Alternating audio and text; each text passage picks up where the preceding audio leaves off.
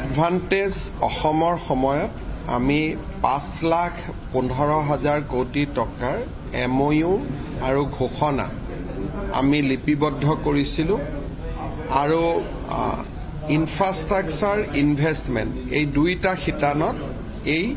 ঘোষণাবিলাক আমি ৰাখিছিলোঁ। আজি আমি 22,000 কোটি টকাৰ যি ঘোষণা আছিলে বা প্ৰাৰম্ভিক চুক্তি আছিল আজি তাক আমি ব্যৱহাৰিক পৰ্যায়লৈকে লৈ গলো। বহুত উদ্যোগে ইতিমধ্যে কামো আৰম্ভ কৰিছে আৰু নামৰূপৰ সাৰ কাৰখানা 10,000 কোটি টকা, 32,000 কোটি টকা, ইনফ্ৰাষ্ট্ৰাকচাৰৰ দিশত 30,000 কোটি টকা, গুৱাহাটীৰ ৰিং ৰোড আৰু শিলচৰৰ এক্সপ্ৰেছ হাইৱে, অৰ্থাৎ 5,15,000 কোটি টকাৰ 60,000 কোটি টকাৰ কাম এতিয়া আমি ধৰাতলত আনিব পাৰিছোঁ। অহা ছেপ্টেম্বৰ অক্টোবৰ মাহৰ ভিতৰত আৰু 30-40,000 কোটি টকাৰ যি ঘোষণা আছিল বা প্ৰাৰম্ভিক চুক্তি আছিল তাক আমি ব্যৱহাৰিক পৰ্যায়লৈ আনিব পাৰিম বুলি আশা কৰিছোঁ। গতিকে যিটো মই প্ৰথম অৱস্থাত আশা কৰিছিলোঁ যে প্ৰথম বছৰত 5,15,000 কোটি টকাৰ 1 লাখ কোটি আহিব, সেই ধৰণৰ পৰ্যায়তে আজি আমি আগবাঢ়ি গৈছোঁ আৰু আজিৰ যিখন MOU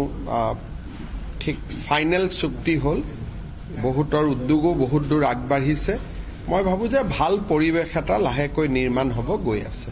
স্যাৰ, টেৰৰিজমৰ এগেইনষ্টত ভাৰত চৰকাৰে যিটো সিদ্ধান্ত লৈছে ডেলিগেটছৰ টিম পঠিয়াব,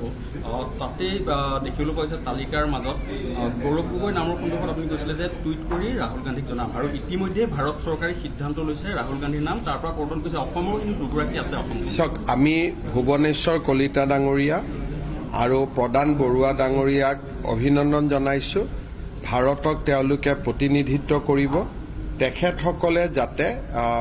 আমাৰ ভাৰতৰ পক্ষ সজোৰে বিশ্বৰ দৰবাৰত ৰাখিব পাৰে। পাকিস্তান যে এখন সন্ত্ৰাসবাদী ৰাষ্ট্ৰ, পাকিস্তানে এতিয়া বাংলাদেশতো অশান্তি কৰিব খুজি আছে, যাৰ ফলত উত্তৰ পূব প্ৰত্যক্ষভাৱে প্ৰভাৱিত হ'ব পাৰে। সেইবাবে মই ভাবো যে আমাৰ ভাৰতৰ পক্ষ আৰু তাৰ লগত আমাৰ ৰাজ্যখনৰ যিটো সেন্সিটিভিটি আছে, এই দুইটাই সাংসদ ভুৱনেশ্বৰ কলিতা আৰু সাংসদ প্ৰদান বৰুৱা ডাঙৰীয়াই বিশ্বৰ দৰবাৰত উপস্থাপন কৰিব পাৰিব। প্ৰদান বৰুৱা আৰু ভুৱনেশ্বৰ কলিতা এজন অভিজ্ঞ সাংসদ, কোনো বিতৰ্ক নাই। পাকিস্তানৰ লগত তেওঁলোকৰ প্ৰত্যক্ষ পৰোক্ষ সম্পৰ্ক নাই। গতিকে মই ভাবো যে অসমবাসীক ভুৱনেশ্বৰ কলিতা আৰু প্ৰদান বৰুৱাই যোগ্যভাৱে প্ৰতিনিধিত্ব কৰিব পাৰিব। বিজেপি মানুহ পাকিস্তানলৈ যোৱা নাই নেকি, ব্যৱসায় বাণিজ্য কৰা নাই নেকি, এনেকুৱা ধৰণৰ কালি কিন্তু সংবাদ মাধ্যমত। প্ৰথম কথা যে বিজেপিৰ মানুহ যদি কোনোবা পাকিস্তানত গৈছে, আমাক নাম দিলে আমি তৎকালীনভাৱে ব্যৱস্থা লওঁ। যদি কোনোবাই ৰাষ্ট্ৰৰ কামত গৈছে, ক্ৰিকেট খেলিব গৈছে, ৰাষ্ট্ৰৰ কামত গৈছে, ভাৰতৰ চৰকাৰৰ পৰা অনুমতি লৈ গৈছে, এইটো বেলেগ কথা। এতিয়াও যদি কালি ভাৰত পাকিস্তানৰ চুক্তি হয়, কোনোবাতো পাকিস্তানত যাব লাগিব। ৰাষ্ট্ৰৰ কামক বাদ দি কোনোবা যদি চুপে চাপে বিজেপি নেতা পাকিস্তানত গৈছে, মোক নাম দিব লাগে, মই ইমিডিয়েটলি নাড্ডাজিলৈকে পঠাই দিম। আমি এই কামক সমৰ্থনে নকৰোঁ আৰু এইবিলাক কামৰ লগত আমি নাই। গতিকে আমাৰ গাত আঙুলি টোৱাই লাভ নাই, কাৰণ পাকিস্তানত এতিয়া ধৰ্মীয় কামত মানুহ যাব, তাতে গুৰু নানকৰ জন্মস্থান আছে। গতিকে পাঞ্জাবৰ কংগ্ৰেছ বিজেপি চবেই যায় গুৰুদ্বাৰালৈকে, বেলেগ কথা, আৰু তাৰ কাৰণে স্পেচিয়েল অনুমতি লৈ যায়। কিন্তু কোনোবাই যদি পাকিস্তানৰ লগত ব্যৱসায় কৰি আছে, কোনোবাই যদি পাকিস্তান চৰকাৰৰ আমন্ত্ৰণত পাকিস্তান গৈছে, বিজেপিৰ নেতা, আমি নাম পালে ডেফিনেটলি মই ৰাষ্ট্ৰীয় সভাপতি নাড্ডা ডাঙৰীয়ালৈকে পঠাই দিম বিহিত ব্যৱস্থাৰ বাবে। এই বিষয়টোৰ ওপৰত মই আপোনালোকক আগতেই কৈছো যে প্ৰমাণ উলিয়াই দিয়ক বুলি নহয়, আৰু কথাটো মই আপোনালোকক অনুৰোধো কৰিম যে সদায় সুধি থাকিলে মোৰ কাৰণে অশান্তি হৈ যায়। আপোনালোকে প্ৰত্যেকবাৰে লগ পালে এইটো ছাবজেক্টে সুধি থাকিলে মোৰ কাৰণে অলপ অপ্ৰস্তুত হওঁ, কাৰণ প্ৰত্যেক 24 ঘণ্টাততো কোনো ডেভেলপমেণ্ট নাথাকে। যোৱাকালি ইয়াতে শংকৰদেৱ কলাক্ষেত্ৰত উত্তৰ দিছোৱেই, আৰু 12 ঘণ্টাৰ পিছত মই কি উত্তৰ দিম, কোনোতো ডেভেলপমেণ্ট নাথাকে। কিন্তু অসমৰ ৰাইজক মই তিনিটা কথা স্পষ্টভাৱে কৈছো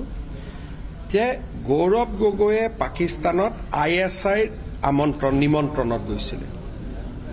এতিয়ালৈকে মই ইমানটোলৈকে যোৱা নাছিলো আজি মই প্ৰথমবাৰ কৈছো যে তেওঁ পাকিস্তানত ISI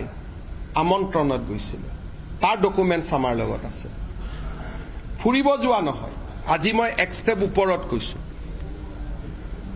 আৰু তাত তেওঁ ডেফিনেটলি ট্ৰেইনিং ল'ব গৈছিল কাৰণ ISI তেওঁ কিয় মাতিব পাকিস্তানৰ গৃহ বিভাগৰ চিঠি পোৱাৰ পিছতহে গৌৰৱ গগৈ তাত গৈছিল আৰু গৃহ বিভাগৰ মানে কি পৰৰাষ্ট্ৰ বিভাগে মাতা ইউনিভাৰ্চিটিয়ে মাতা বেলেগ কথা তেওঁ প্ৰত্যক্ষভাৱে পাকিস্তান চৰকাৰৰ আমন্ত্ৰণত তাতে গৈছিল আৰু চৰকাৰৰ বৈদেশিক পৰিক্ৰমা বা সাংস্কৃতিক বিভাগ নহয় ডাইৰেক্টলি পাকিস্তান চৰকাৰৰ গৃহ বিভাগৰ আমন্ত্ৰণত গৈছিল গতিকে কিমান ডেঞ্জাৰ বহুত অসমৰ সাংবাদিকে ভাবি আছে যে এটো মুখচুপতিৰ কথা হৈ আছে ইয়াত মুখচুপতি একো হোৱা নাই দুই এটা মই কালি দেখিছো প্ৰাগ টিভি NK টিভি কিবা NY টিভি তেওঁলোকে তো এটা ইস্যু বনায় হিমন্ত বিশ্ব শৰ্মাই কলে গুছিয়ে গল মানে ইয়াত লৰা ধেমালিৰ কথাই নাই it is a very serious matter আৰু ইয়াৰ পিছত ডাঙৰ একশন হ'ব এইটুক লৈ লৰা ধেমালি মুখ সুপতি কৰাৰ কোনো মিনিংয়ে নাই মই আজিও কৈছো যে 10 সেপ্টেম্বৰত যেতিয়া আপোনালোকে দেখিব আপোনালোকো আচৰিত হৈ যাব আৰু it is a very serious issue আৰু মুখ্যমন্ত্ৰী আসনৰ পৰা 24 ঘণ্টাৰ মুৰে মুৰে মই যেতিয়া কৈ আছো যে ইয়াৰ স্পষ্ট প্ৰমাণ আমাৰ হাতত আছে গতিকে আপোনালোকে মুখ্যমন্ত্ৰী এজনক বিশ্বাসও কৰিব লাগিব আৰু আপোনালোকৰ যি মৰম প্ৰীতি আছে আপোনালোকে টেগ কৰিবৰ কাৰণে সাজু হৈ থাকক it is a very very serious thing আজি মই আকৌ এবাৰ কৈছো মোক কালি আৰু একো নুখুদিব পৰখি নুখুদিব চৌথা দিনা নুখুদিব মই 10 সেপ্টেম্বৰৰ দিনাখন সাংবাদিক মেলত আপোনালোকক মাতিম গোটেই কাগজখিনি দেখুৱাম আৰু আমাৰ গাত বোকা ছটিয়াই লাভ নাই বিজেপিৰ কোনো নেতা পাকিস্তানৰ গৃহ বিভাগৰ নিমন্ত্ৰণত যদি পাকিস্তানত গৈছে আজিয়ে তাক ধৰা হ'ব পাকিস্তানৰ লগত বিজেপিৰ কোনো কম্প্ৰমাইজ নাই গতিকে এটো এটা বহুত সিৰিয়াস অফেন্স ইলেকশনৰ বাহিৰত নহলে মই ইলেকশনৰ সন্মুখতো দিব পাৰিলোহেঁতেন এপ্ৰিলত ইলেকশন অসমত গতিকে মই ক'ব পাৰিলেহেঁতেন যে মই জানুৱাৰীত দি দিম যাতে ই ৰাজনৈতিকভাৱে আমাক সহায় কৰিব পাৰে মইতো সেপ্টেম্বৰতে দিম বুলি কৈছো যাতে ইলেকশনলৈকে তাৰ পিছতো সময় থাকে আৰু মই আজি ডাইৰেক্টলি কৈছো যে it is A closely working he was closely with the Pakistan establishment আকৌ এবাৰ কৈছে এনে পাকিস্তানত যোৱা সুপতি মাৰা যোৱা নহয় পাকিস্তান চৰকাৰৰ নিমন্ত্ৰণত আৰু চৰকাৰ মানে সাংস্কৃতিক বিভাগ ক্ৰীড়া বিভাগ নহয় গৃহ বিভাগৰ নিমন্ত্ৰণত তেওঁ পাকিস্তান গৈছিল আৰু গৃহ বিভাগে নিমন্ত্ৰণ কেতিয়া কৰে যেতিয়া কাবাক ট্ৰেইনিং দিব লাগে তেতিয়াই নিমন্ত্ৰণ কৰে আৰু একাৰণে তেওঁকো মই কম যে মুখ সুপতি কৰি থাকিব দৰকাৰ নাই অমুক কৰি দিয়ক প্ৰমাণ আছে যদি দিয়ক তেওঁ জানে যে মোৰ হাতত প্ৰমাণ আছে খালি মোক প্ৰমাণখিনি আদালতৰ দ্বাৰা প্ৰত্যয়িত হ'ব লাগিব সেই প্ৰচেছটোৰ কাৰণে মোক 3 মাহ সময় লাগে কাৰণ আপোনালোকৰ মাজত তেওঁ সিম্পেথাইজাৰ বহুত আছে কালিয়ে মই ৰাতি গম পালো যি হুলস্থুল লগাই দিলে যে তেওঁ দিল্লীত তেওঁ গৃহ বিভাগে সিলেক্ট কৰিলে যিটো ফুৰ্তি আপোনালোকে কৰিলে মোৰ কেতিয়াবা এনেকুৱা লাগে যে মানে আপোনালোকো কত জড়িত হৈ আছে ৰাষ্ট্ৰৰ ভাবুকি যিটো কালি হুলস্থুল লগাই দিলে বিশেষকৈ প্ৰাগ টিভিত মই আচৰিত হৈ গলো যে কাবাৰ যেন ঘৰৰ লৰা কইনাৰ বিয়াহে ঠিক হৈ গল এইটো কথা তেনেকুৱা নহয় যি কাম কৰিছে তাৰ প্ৰমাণ আমাৰ লগত আছে আৰু ইয়াৰ পৰা বাছাৰ কোনো উপায় নাই হোৱে আৰু বাৱে বন্ধ হৈ আছে আগ আৰু পিছৰ ফালেও লক আছে হো আৰু বাও ফালেও লক আছে এভিডেন্স আমি চকু দি দেখিছো খালি কাগজখিনি আনিবৰ কাৰণে মোক সেপ্টেম্বৰ লাগে আমি নোটিস দিব লাগে আনিব লাগে এটা কৈ এমবেসিয়ে কাগজ দিব ইট টেক্স টাইম 10 সেপ্টেম্বৰে ফাইনেল আৰু আজিৰ কথাখিনিৰ পিছত মোক আৰু কালি আপোনালোকে সুধি নাথাকিব নহলে অসমৰ মানুহে ভাবিব যে সিএম তোৰ একো কাম নাই খালি এইটোৱে কথা কৈ থাকে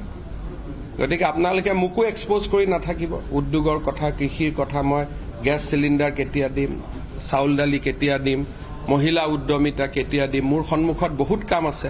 এইটোকে সুধি থাকিলে মানুহে ভাবিব যে ই আছে যদি আছে 10 ছেপ্টেম্বৰত দিব, আৰু ইমান কিয় পকাই থাকিব লাগে। সেইকাৰণে আপোনালোকৰ কাৰণে এইটো নিউজৰ খোৰাক, মোৰ কাৰণে এইটো ৰাষ্ট্ৰীয় নিৰাপত্তা, মোৰ কাৰণে দেশৰ সাৰ্বভৌমত্ব। সেইকাৰণে 10 ছেপ্টেম্বৰ ৰাতিপুৱা 11টা বজাত মই আপোনালোকক মাতিম, ধুনীয়াকৈ গোটেইখিনি কৈ দিম। হ'ব?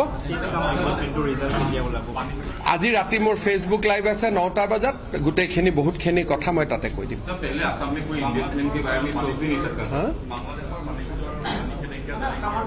বাংলাদেশত বাণিজ্যৰ ওপৰত ভাৰত চৰকাৰে নৰ্থ ইষ্টৰ লেণ্ড পৰ্ট ইউজ কৰাত কিছু বাধা দিছে, কিছু আইটেমৰ ক্ষেত্ৰত আমি তাক কাৰ্যকৰী কৰিম, যিখিনি বাধা দিছে। আৰু তেওঁলোকে এতিয়া কিছু কাম কলিকতাৰ থ্ৰুদি কৰিব পাৰিব, মুম্বাই থ্ৰুদি কৰিব পাৰিব, কিন্তু আমাৰ লেণ্ড পৰ্ট ইউজ কৰিব নোৱাৰে। বেচিকেলি আমাৰ ইয়াত যাতে মানুহ বা তেওঁলোকৰ আমি নিবিচাৰা মানুহ ব্যৱসায় নামত উত্তৰ পূৰ্বত সোমাব নোৱাৰে, তাৰ কাৰণে ভাৰত চৰকাৰে এইটো সিদ্ধান্ত দিছে।